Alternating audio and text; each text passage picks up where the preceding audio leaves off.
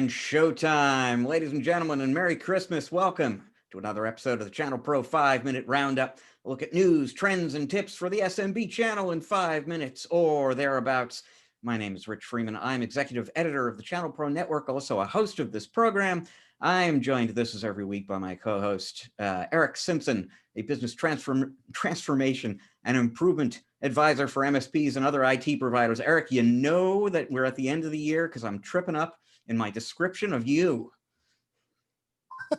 That's what too much eggnog does to you, Rich. So, the day's almost over. We're almost ready to take a few well-deserved days off and celebrate the holidays with family, friends, and man, I just can't wait. This year has been something. So, I'm really looking forward to kind of our end of the year top story of the year kind of fireside chat.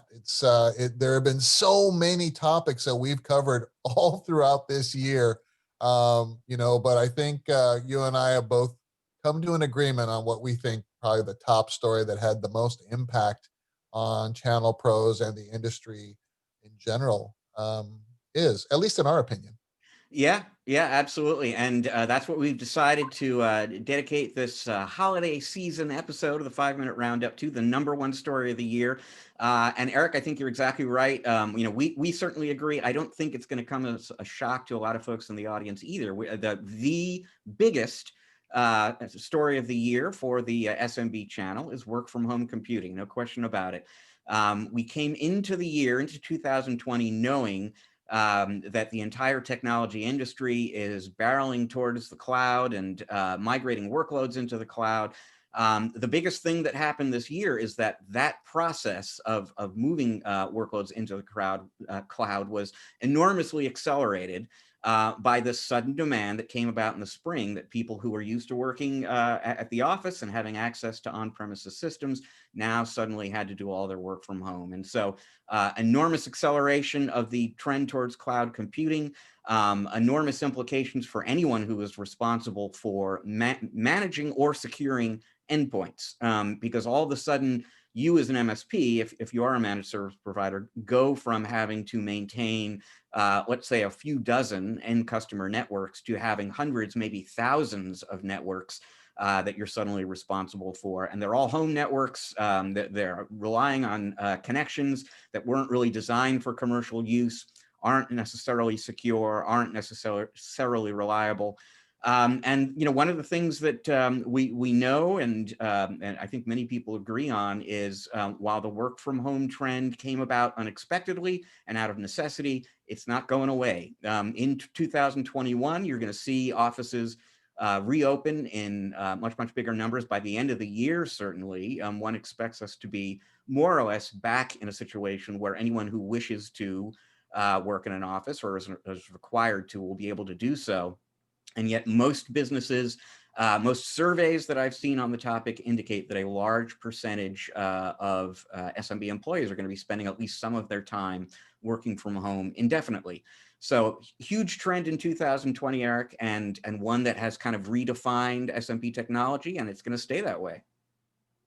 Right. And, when you look at the overall impact that this has had, I mean, it far exceeds our industry. I mean, this is something that has affected and impacted pretty much every business in one way, shape, form, or another, whether if not directly impacted because you're a critical business, certainly impacts your customers, impacts your vendors, your distributors. I mean, it is something that we've all had to deal with. And, from a technology perspective, from a service provider perspective, it has really challenged, these channel pros, Rich, in, reacting as quickly as they needed to support their customers. So just from a reactionary mode, without consideration for, okay, how do we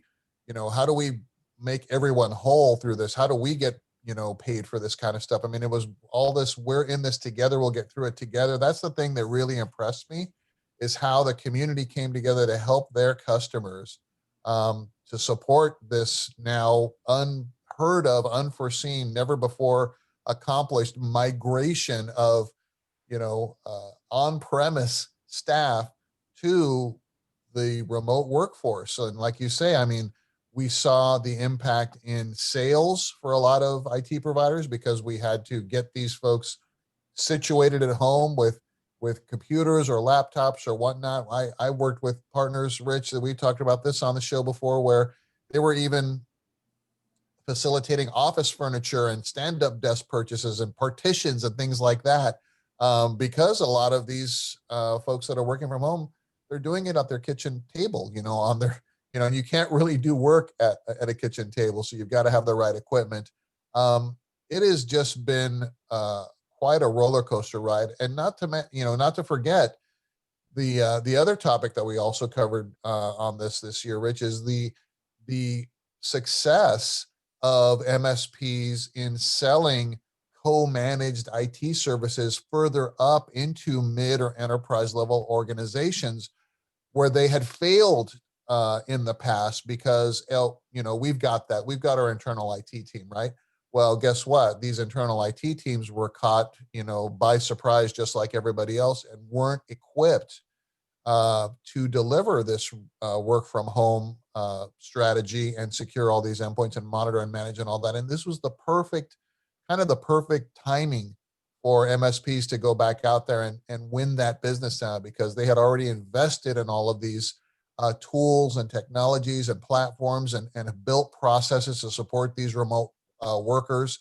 And so they really were able to establish their value in a much simpler and much more rapid way than perhaps they had been able to in the past. So it's just, I mean, we could go on for days talking about all these little changes, positive and potentially some negatives that we've seen. But I think overall, from my perspective, from a channel pros perspective, I liken what's happened as them being prepared to take advantage of the opportunity. Those that were well prepared to take advantage of the opportunity really, really thrived.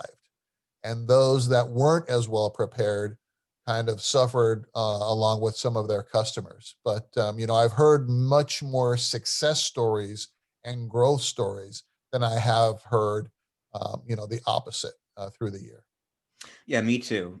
Me too. And I mean, I think you're right on. In a sense, it's almost as if managed service providers have spent recent years training for this moment. I mean, they are the remote management experts in the IT industry right now. And yeah, you're exactly right.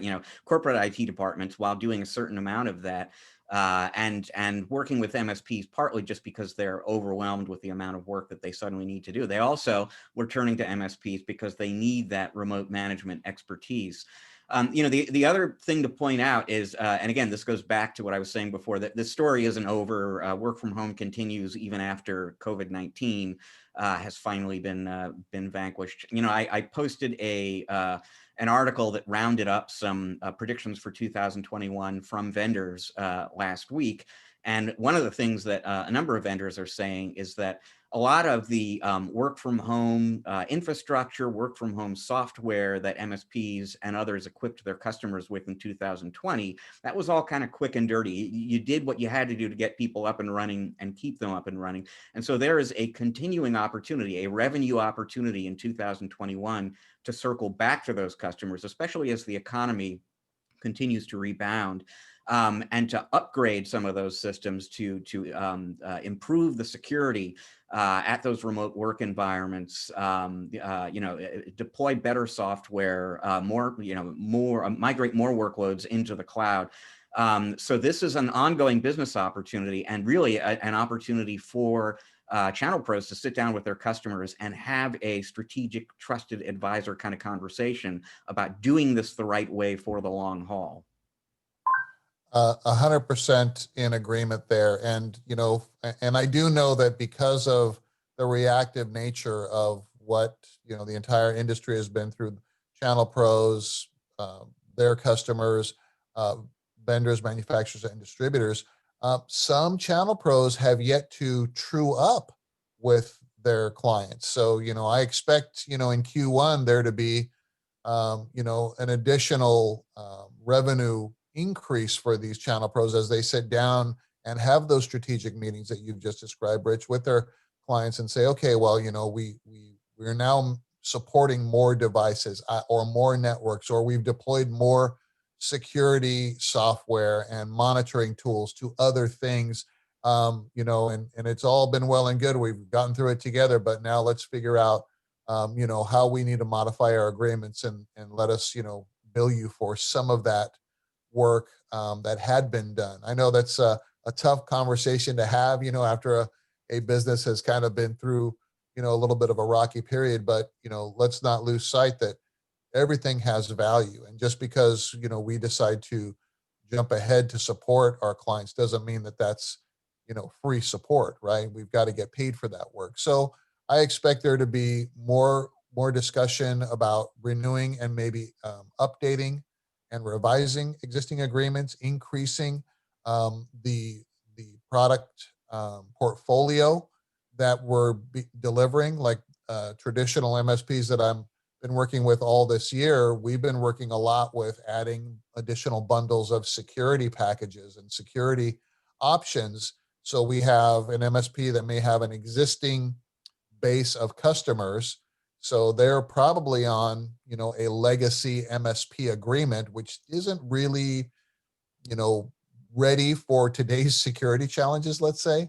So for them, we'll have, a SAL that's an add-on or an addendum to the agreement that adds the security components. And then for net new clients, what we'll end up seeing is a hybrid agreement that includes the traditional managed IT services along with all of the security components that not only protect the customer but also guard the MSP from risk. Because as you know, Rich, one of the other side stories that we've been covering this year has also been the attack on the MSPs themselves by these bad cyber actors, trying to penetrate their networks and through that, expand to their customer network. So I think MSPs have a huge opportunity for increasing their potential revenue. As a result of the catalyst of what we saw, the work from home, to today's topic, but also kind of accelerating that and then forcing their customers to adopt the cloud much more quickly, and as a result, adopt security much more quickly as well.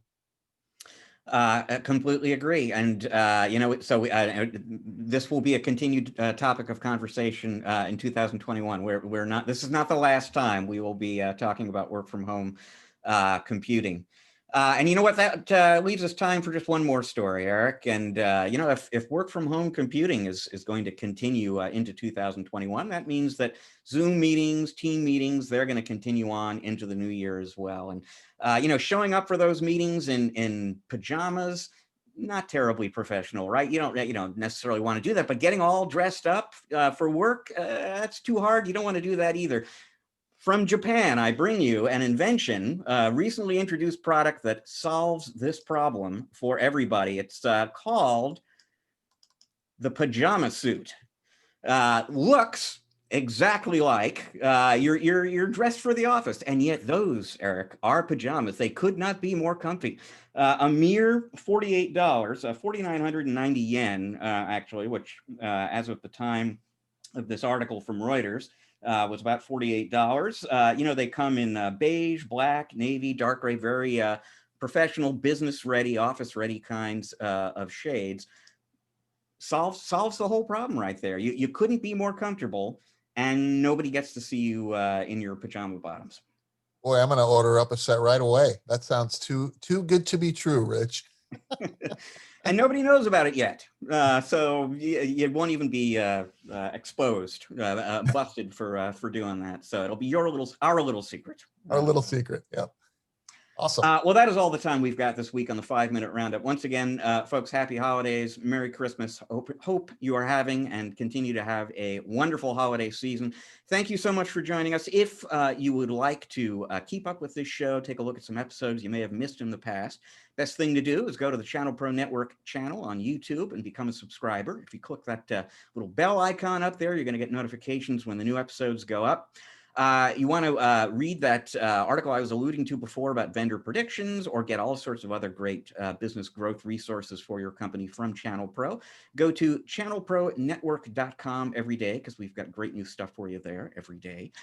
To learn more about Eric and the work he does with his clients, your destination should be ericksimpson.com. That is ERICK Simpson.com. So again, thank you very much for joining us, folks. We will be back again next week with another episode for you. Until then, please enjoy the rest of your holiday week. Eric and I are enjoying the rest of your holiday week already.